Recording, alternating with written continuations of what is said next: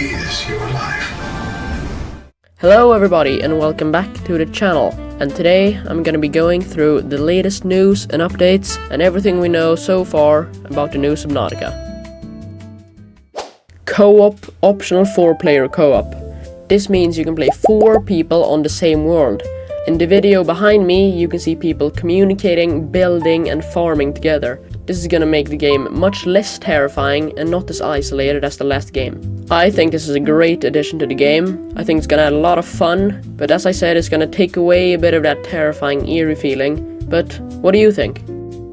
There is a completely new planet. As I said, no returning to 4546b, which was the last planet. There are gonna be all new ecosystems, and also a fear of the unknown. And also new biomes like volcanic areas, giant open water regions, and alien ecosystems. This is gonna be the biggest planet in the Subnautica franchise, but the game is only coming out in early access, so it may be not including the entire map in the beginning. New Leviathans and horror.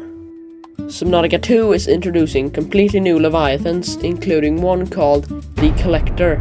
The developers say the new creatures are smarter and more reactive than before. That could mean creatures that track movement, react to sounds, or hunt players more aggressively. And because the new planet is completely unfamiliar, players won't know which areas are safe anymore.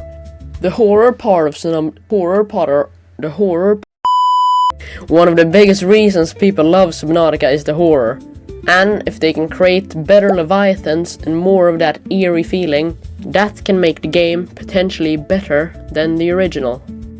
New vehicles. In Subnautica 2, there's been added a lot of new vehicles. One of them that we have seen a lot of is the Tadpole mini submarine. It's like a sort of version of the original Seamoth, but it's adjusted to the new planet. They have changed a lot of the original vehicles, because a new planet means that the old vehicles wouldn't make sense anymore. Now they have new vehicles matching the new environment. Base building. Another huge part of Subnautica 2 is the base building. In the original game, building bases was fun, but most players ended up making the same tube-shaped layouts. This time, the developers are making a system way more advanced and customizable. Instead of just snapping together basic rooms, players will apparently have much more freedom when designing underwater bases. That means bigger structures, more creative designs, and bases that actually feel unique. As I said earlier, the planet is much larger and more dangerous, so your base will probably be even more important for survival. So base building in Subnautica 2 looks less like placing modules and more like creating your own underwater habitat. Early access concerns. One thing people really need to understand before buying Subnautica 2 is that it's launching in early access, and that's a huge deal. A lot of players hear a release date and assume the game is finished, but that's not how early access works. When Subnautica 2 launches, it probably won't have the full story, every biome, every creature, or all the planned features yet. The developers are basically releasing an unfinished version of the game so people can help change development over time. That means the game will constantly change after launch. New Leviathans could get added, entire areas of the map could expand, mechanics might get reworked completely. But it also means players should expect bugs, performance issues, balancing problems, and unfinished content during the first month. DNA modification. One of the most interesting new features in Subnautica 2 is something called DNA modification. Basically, players may be able to alter or evolve their character to survive different parts of the ocean more effectively. And honestly, this could completely change how survival works in the game. Instead of only relying on vehicles, oxygen tanks, and equipment upgrades, player might actually adapt their body to handle extreme underwater environments. That could mean better resistance to pressure, improved movement underwater, or surviving in dangerous biomes that would normally kill you. What makes this even more interesting is that the idea was actually planned for the original Subnautica years ago, but it was eventually cut during development. Now the developers are finally bringing the concept back into Subnautica 2. Subnautica has always been about adapting to an alien world, but now players may literally evolve alongside it.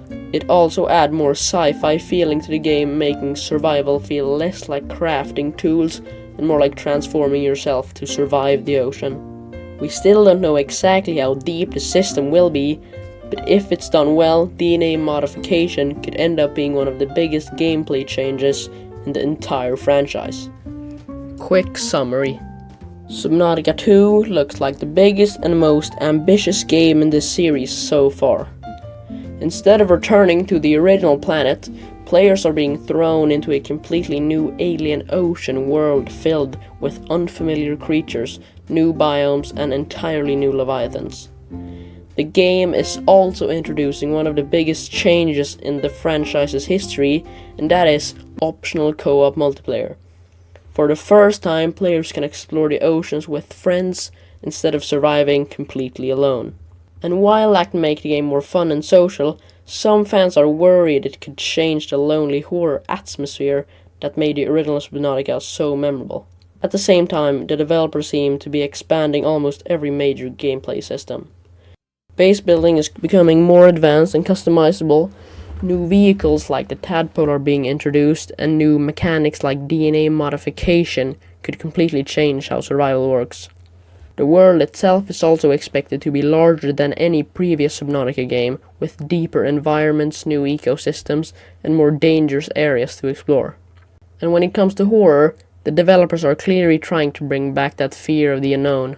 New Leviathans are supposed to be smarter, more reactive, and more unpredictable than before, which could make exploring the deep oceans even more terrifying. But there's one major thing players need to remember: Subnautica 2 is releasing in early access. That means the game won't be fully complete at launch, and players should expect bugs, unfinished features, balancing issues, and major updates over time. So buying Subnautica on day one is less about getting the final experience and more about being a part of the game's development journey. Still, if the developers can successfully balance the horror, exploration, survival, and co-op system, Subnautica 2 could end up becoming the biggest and most impressive game of the franchise so far. Subnautica 2 launches in early access on May 14th, 2026. But the real question is, do you think it actually can live up to the original?